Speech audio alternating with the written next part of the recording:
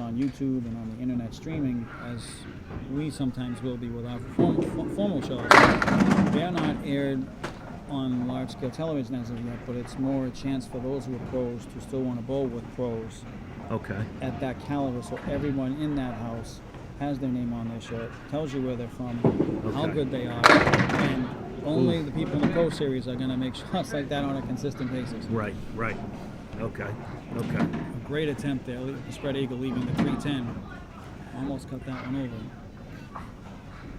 So those people that, nice shot by Jonathan to get that 10, which gives them 87 through 8 frames.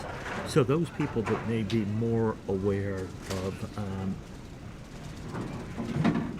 like the PBA, the 10-pin bowling, where they have their series that is on ESPN and travels every week. It's the same type of thing. But it's all in New England, because Candlepin is a New England pastime, and it's not hitting the larger networks yet, but we're trying to maintain a strong showing of participation, a strong attempt for sponsorship and acquisition of resources so we can bring it to the bigger stages like this. But once again, using your local community access. If you call up and volunteer and want to help out, somebody might have the idea of getting the local cable accesses and all of these shows to follow the Pro Series around, and then it can be aired somewhere. But right now they're recording it and airing it on internet, so the YouTube channels is basically another television but off your computer. So it's doing the same thing. It reaches more people, but now you can see it around the world on the internet rather than just necessarily on a local channel. Right.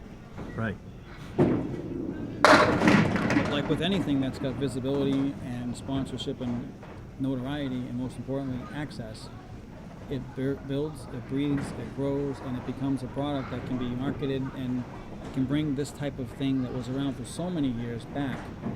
Because in the 70s and 80s, when these Candlepin shows were good, the average audience was 55 and over. So now that most of those people from 1975 and 80 have long since gone from us or far beyond their pastime for the sport, a younger generation of people are playing the game, but there's not that same audience base because it's all quick and go, show and leave, going back, and bring your family, bring your friends, otherwise there's nobody here. But we've had a great gallery for this entire tournament. A lot of supporters of fans and family and friends and just people bowling down the other end, seeing what we're doing here and knowing at some point they can aspire to be on the show. And there Chris picks up the 10 in the 8th frame. That gives him 83 through 8 compared to Jonathan's 87. So right now it's a 4-pin map. You're right, because it was really big in the 70s and 80s, and I'd even say the 90s, but once the mid-90s came and all these channels came out and all the networks came in, they're looking for ratings, and if ratings aren't being pulled by as many viewers, then when Don Gillis retired, they tried to put in other people to help. That didn't work out as well as it could have. It didn't last very long, and then you had a New Hampshire channel picking up Stars and Strikes Challenge, and then Comcast picked up $30,000 Candlepin Challenge, and we've been trying to keep it going. It's just need to get more people involved and get more people active, and there's a 10 for Jonathan. Get people understanding what's happening here and make it work out. And it's not necessarily the demographics that we're going after. No. So Jonathan has 97 through 9 frames as he heads into his 10th frame.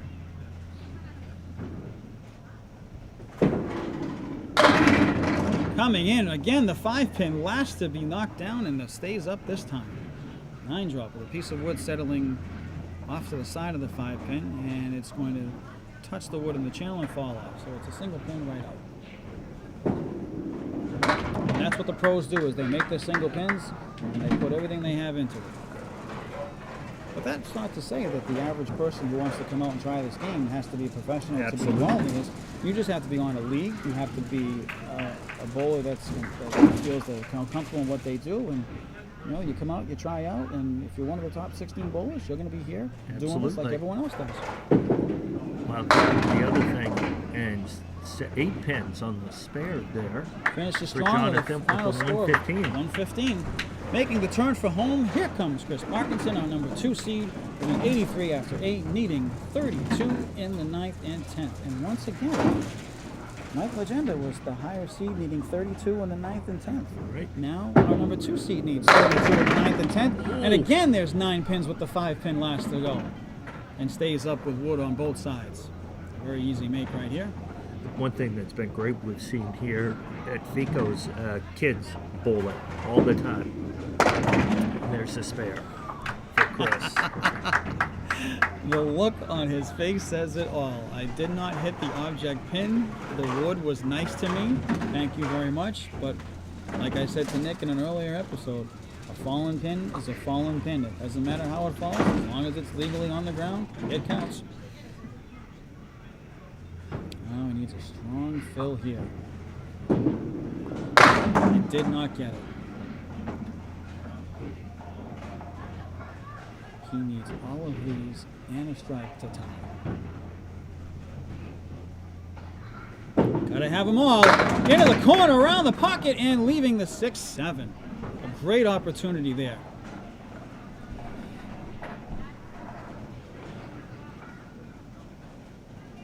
And once again, we have another upset.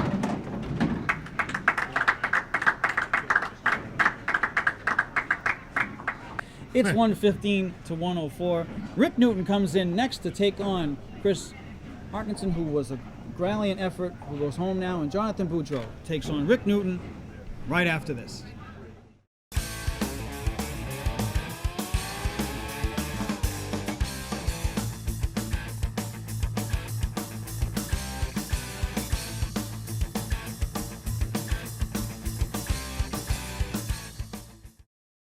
It's been a long time coming, but we are now here for the final championship match to determine our Series 2 Hockomock Candlepins winner. And in two upsets, we have the 4 seed of Rick Newton taking on the 3 seed of Jonathan Boudreau. Now I can talk to you, analyst to bowler, even though we were competitors on a previous episode. You had a game I wished you threw against me just then. Unfortunately, you didn't. However, you did have a lot of lucky breaks by your opponent not getting the marks he made.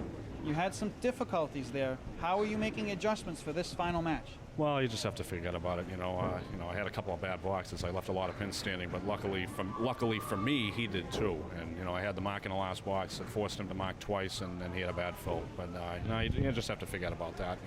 When you're only a little bit off, there's really not a whole lot you can do when you're in a one-string match. And even though it is a one-string match, you are the last competitor of all of the qualifiers that are in the Pro Series.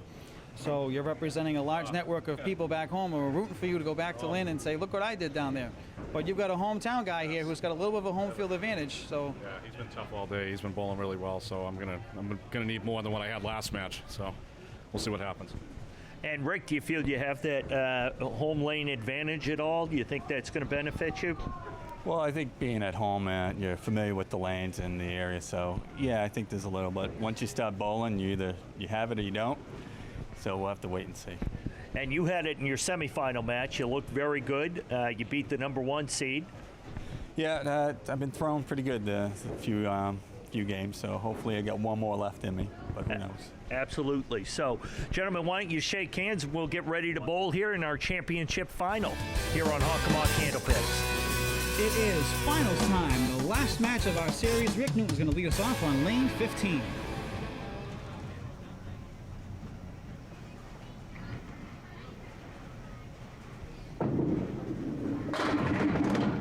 The diamond left.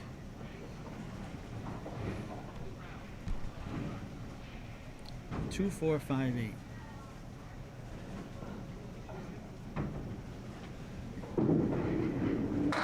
Diamond wins again.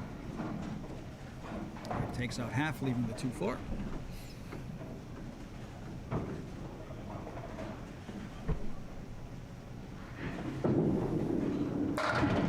And a 10. Good job by Rick, picking those up.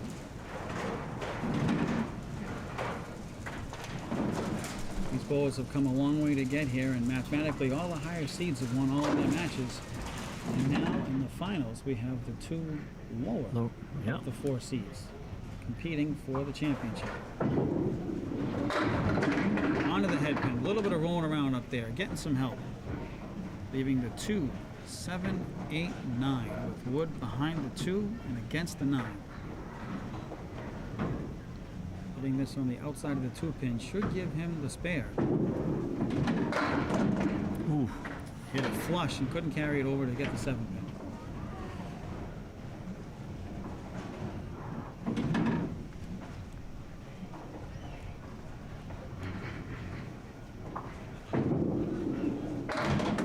And a 10 box. Pair of 10s to start.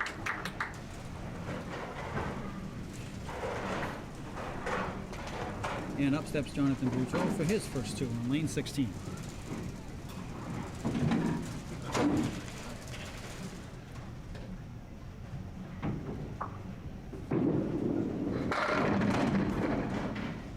The 7.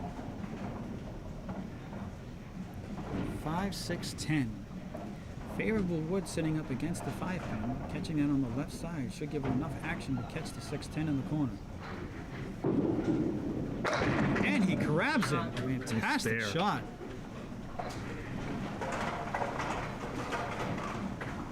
Because he's a left-handed bowler, he actually went to the inside of the 5 pin and used the wood to spin everything over to grab the 6-10. Fantastic shot. Back now on 16 for the fill.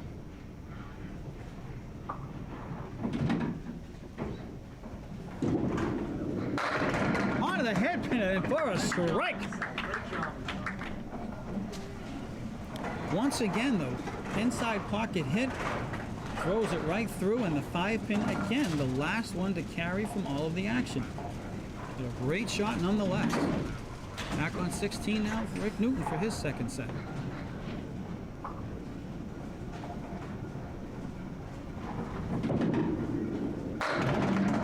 4 horsemen right plus the 8 pin.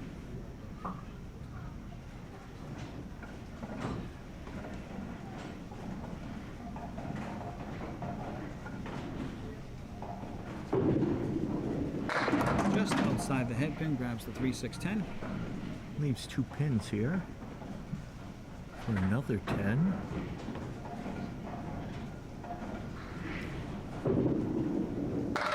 And full on the head pin and carries the 8 for the 10. 3 10s for Rick. But he's up against 2 marks. And though 10s are great, they're not as great as The marks. being behind the marks. Because Yep. every fill is an extra pin against it.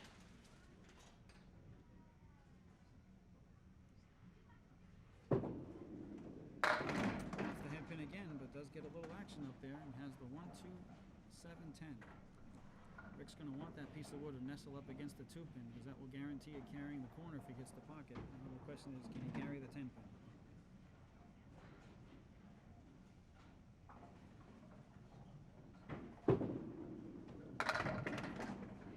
He went outside on the head pin.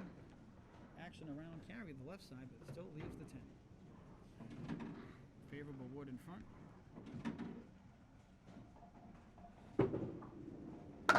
Pushes it through. 4 10s for Rick Newton. Consistency. Absolutely. He's Something doing- to be said for that. He's doing his job. He's pinning out and not leaving anything up there. As Jonathan said in the last match, he left a lot of pins Right. up there, but unfortunately his opponent left a couple more. So Jonathan with 2 marks early.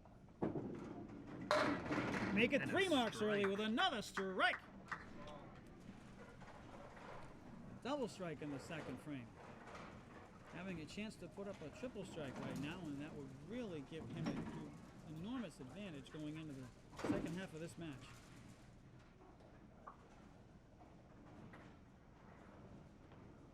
The left-hander coming into the 1-3 pocket again, but this time leaves the 5, 8, 9, 10. It's a game of inches. Put the ball in the same place as he did before, but the action just didn't yield the same result. Catches the 5, 8, 9 full, leaves the 10 pin. So the 4th frame will be his first markless frame. But it will be not an open frame, it's a Right. 10. After 4, it is 75-40. Neither bowler is on the mark. Jonathan is out to an early 35 pin lead after the second stanza. Rick Newton has his work cut out for him, but he's going to have to start putting some marks together and hope that Jonathan cools down a little bit. He is bowling extremely well right now. And you expect that being the championship match. You expect the pins to fall a lot. So far, they certainly are. 2, 4, 6, 10 left for Rick. Piece of wood in front of the 6-10.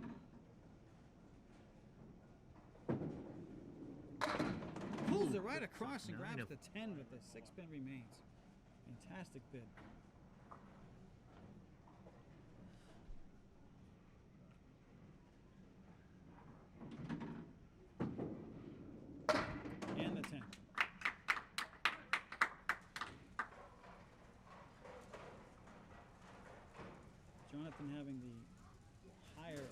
advantages of the two bowls. He does have the advantage of going last. If he's seeing up there that even though Rick has 5 10s, it's not enough in this contest. He's going to have to put marks up.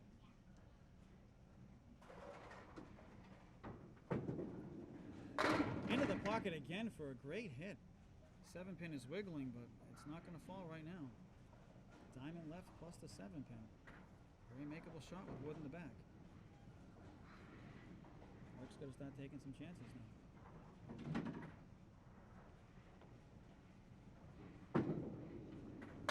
And makes the spare. Puts himself back in it with a mark. 5 10s in a spare so far. A clean game, as we would call that for Rick. No opens of any kind. 10 or better in every box, but now he's got to hope that Jonathan maintains his consecutive 10s or less. Into the head pin, leaving 2, 5, 7, 8, and a favorable piece of wood turns at the last moment. Catching him on the outside of the red line. Carry this right across. He went inside, leaving the 7-8.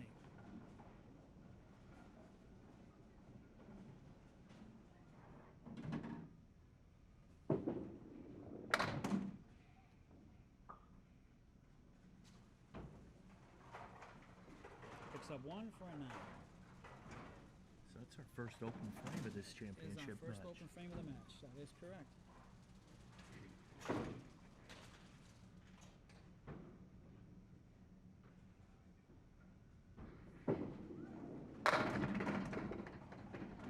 Into the 3-6 pocket, but ends up leaving only the 1-7-9. Again, favorable wood in front of the head pin and 1 pin right behind touching it. It's going to allow him to carry the corner. The question is, can he get the 9 pin? Missed the object pin altogether, unfortunately.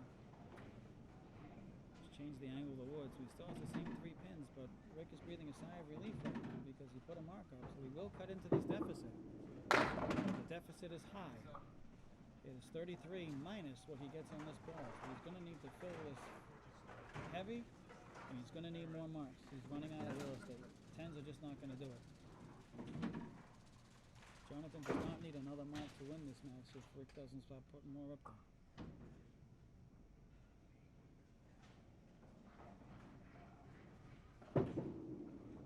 Throwing the spare right onto the head pin again. The 5 pin is last to fall and stays up this time. A great fill of 9. Wood pimped out in front. This is a very makeable spare. That 5 pin has stayed up a lot today. This has been consistently hitting the outside of those 10 pins and not driving it through. And that's what keeps it up. And Rick picks up the spare. That's what keeps that 5 pin up. If you think about Old English, we're going to call the 5 pin the 10 pin, and everybody around is the guards of the castle.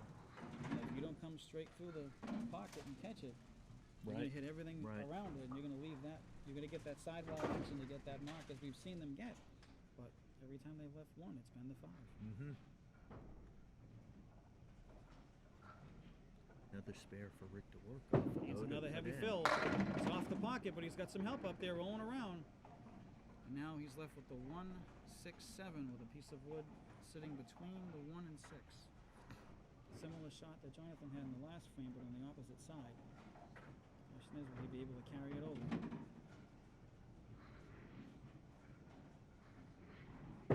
Needs this. Catches the clip. Wood rolling over, but just in front of the 7 pin. A great opportunity.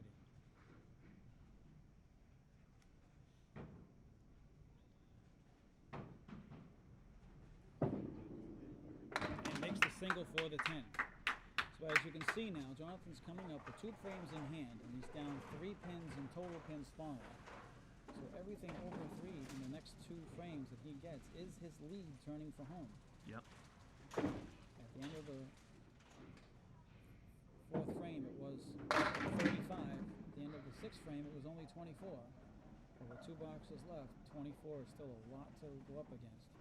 But he does have a 17 in this frame, so if Jonathan leaves this open, that will cut the lead again. 3, 4, 6, 7, 10. Right in front of the wood goes the 10 pin. Great opportunity there. Almost picked up a fantastic shot.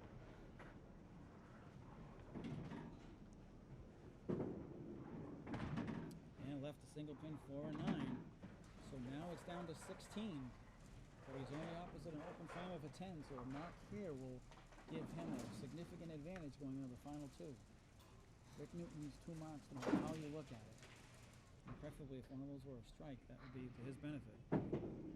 Jonathan comes in high on the 1-3 pocket. A lot of action going around up there, but the 10 pin is not going to fall. Diamond left in the corner, triangle, 4, 7, 8. With the 10 pin in the corner, the wood in front could help Jonathan, but he's going to have to catch it high and clip it around. Spun it over, but it went forward instead of back. Although we're not done yet, because I've seen spinning wood sometimes get some momentum and fall backwards. It's getting that little bit of a roll. If it hits the top of that pin plate, it will not go back down. We're going to send another bowler down to check the line to see if it's behind it. If it's behind it in any way and touching it, it is out. It is in front of it. So it is a legal played piece of wood. It is usable for this shot. And carrying off the corner gets the 10. I've got a feeling he would have made that with or without that piece of wood there, but That was a nice fortunately shot. that wood was out really high and he played it right where he had to, catching the cap in the corner and sending it away, making the turn for home. 112 to 96. Jonathan has a 16-pin lead and Rick needs marks. There's no other way to put it.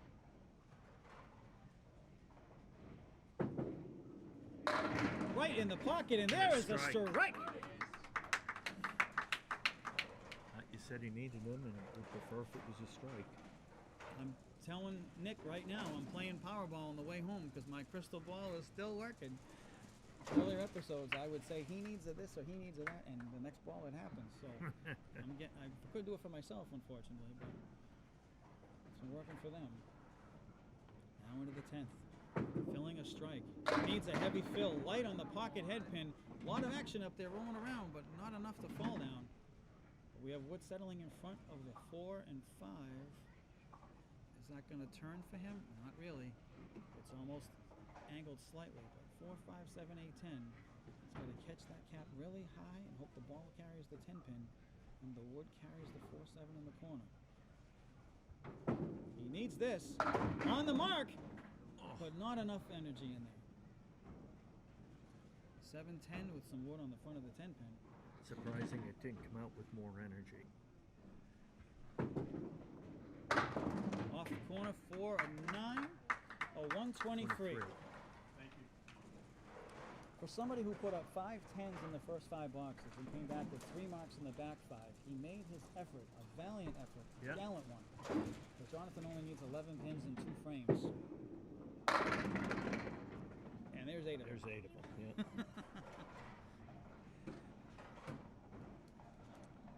I don't know if the financial department is watching this broadcast, but you can make that check out to Jonathan Boudreau for the championship. He needs 1 pin. I won't give his address over the air, but let's just say it's going to definitely need a postage stamp to get there because he comes to visit us from Lucky Strike Lanes, and he's going back to Lucky Strike Lanes for this league that's starting shortly. Jonathan needs 1 pin. And he got 2. And he got 2.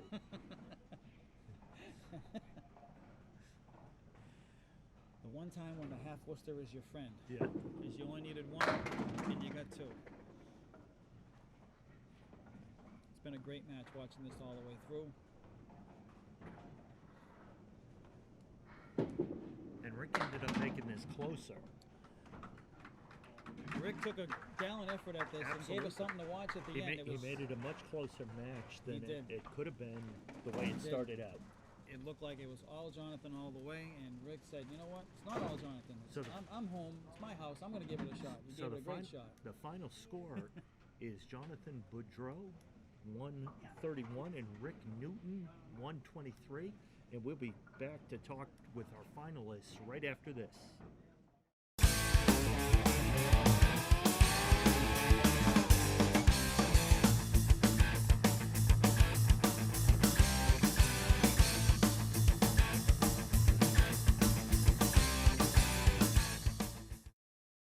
And we're back after a fantastic finish. This is the end of our series, and we're sitting here with our champion and runner-up, Jonathan Boudreau and Rick Newton.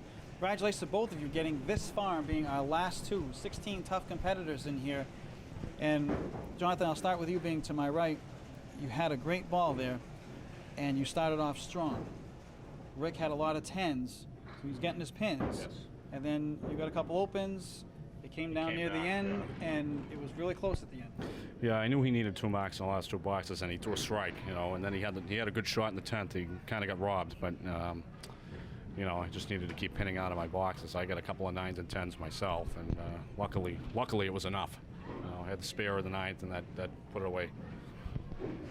And Rick, you were consistent. You had the 10s, and then got a little behind there. Then you came up with a couple of marks there, and you had the strike in the 9th frame.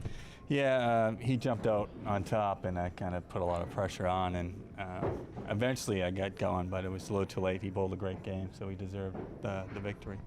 Absolutely. And Jonathan, I must say, you're our youngest winner of our competition so far at 18. Yeah, that's it as well. As our champion, you do win $200 and the title of the champion of the Hockomock Candlepins. Congratulations on that. And we will tell you the check is in the mail. So you will be receiving that. Hopefully next time we do our next series, hopefully you'll come back and attempt to defend your championship. On behalf of Ed Dunn, my name is Jay Horrigan, and for Franklin TV, we'd like to thank you for watching this series, and we'll be back again soon with a whole new set of shows for you. Thanks, and thanks for watching. So long, everybody.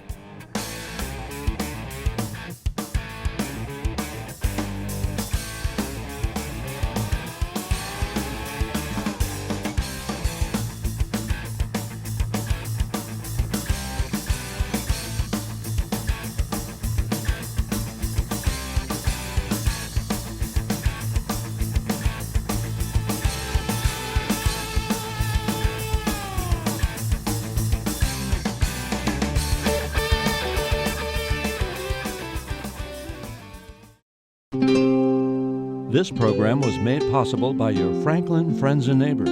Good folks just like you. Thanks for supporting Franklin TV. And thanks for watching.